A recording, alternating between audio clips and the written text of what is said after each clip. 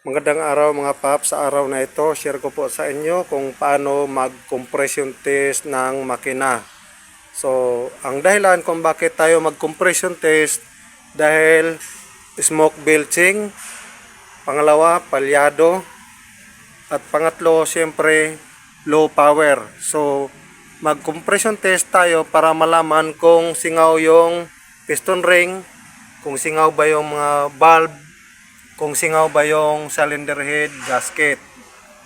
At isang mahalaga bago tayo mag-proceed ng compression test, tanggalin natin yung fuel pump relay. Huwag nyong kalimutan yan tanggalin para hindi tutuloy-tuloy ang andar. Pangalawa, tinanggal ko yung supply ng fuel injector, mga wiring. Yan, kailangang alisin. At ang pangatlo, kailangang alisin ang mga spark plug bawat cylinder. Dahil kung hindi natin alisin ang mga spark plug, malakas ang compression niyan bawat cylinder. So kailangan mawala yung spark plug, alisin natin. Tsaka tayo mag-cranking. At isa pang importante sa pag-compression test, kailangan constant ang supply ng 12 volts. So kumuha ako ng charger at sinupply natin dito sa battery. Dahil kapag mahina ang battery, mahina ang cranking. At ngayon, bumili ako ng compression tester kasama ang gauge. So makikita mo dyan merong PSI tsaka kilogram centimeter squared. So pag nag-reading tayo sa PSI tayo, itong kulay itim ang kukunin nating reading. At ito yung ilalagay natin sa combustion chamber. So ito yung hose na ito na kasya kasukat ng spark plug. Kung ang spark plug nyo ay malaki, gamitan nyo ng ibang adapter. Meron namang mapagpiliang adapter. Ito may pangmalakihan. At kung meron ding maliit, pwede ito sa mga motor maliliit. Itong mga maliit. At ito ang gamitin natin. Sa mga gustong magtanong kung magkano itong compression tester, isang set, 650 lang ito. Nabili ko ito sa online. So, pwede kayong bumili kung wala kayong pang tester. So, magsimula tayo dito sa cylinder number 1. Ilagay na natin yung hose doon sa spark plug port. Kailangan meron kang isa pang kasama na mag-crank doon sa ignition switch at magtapak sa silinyador. Check nyong maigi na hindi singaw yung pagkalagay ng hose doon sa spark plug port, tsaka mag-start na ng cranking.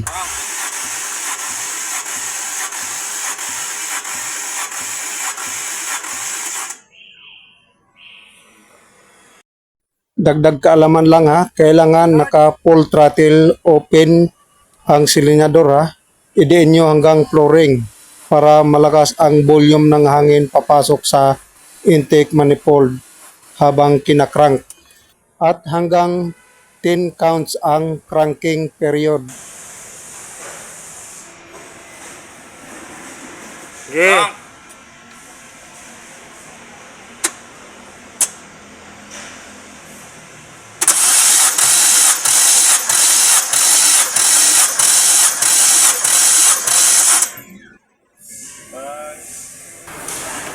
At ito po naging resulta ng ating compression test ng makina. Sa first compression test, ideally nakuha ay cylinder number 1, 156 PSI, 163 PSI sa number 2, 155 sa cylinder number 3, 135 sa cylinder number 4, 155 PSI sa cylinder number 5, 117 PSI sa cylinder number 6. So mababa itong cylinder number 6 sa first compression test. Ngayon sa pangalawang compression test, halos parehas lang ang sa 1 hanggang 5. At pagdating dito sa number 6 na cylinder, 140 na ang nakuha na reading na PSI.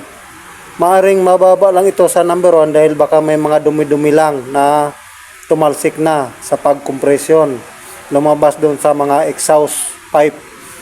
So, kaya tumaas tong cylinder number 6.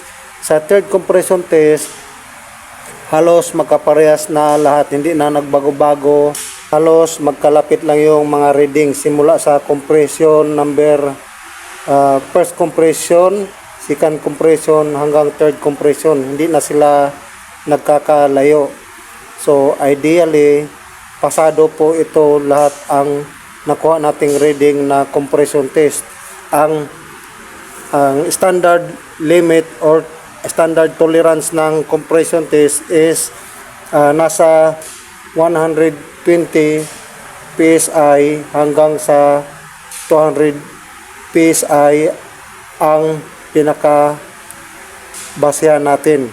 So, yung ginawa natin is compression test result dry type.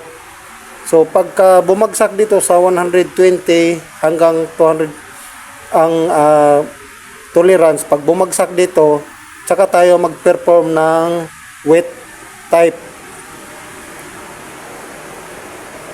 Pero di na natin gagawin yung wet type kasi pasado naman lahat ang cylinder.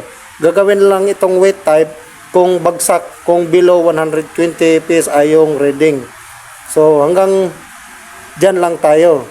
So hindi na tayo magbaba ng makina, hindi na mag-overhaul, wala nang gagawin. So sana nakatulong po sa inyo ang video na ito. Makisuyo po sa pag-subscribe sa aking channel.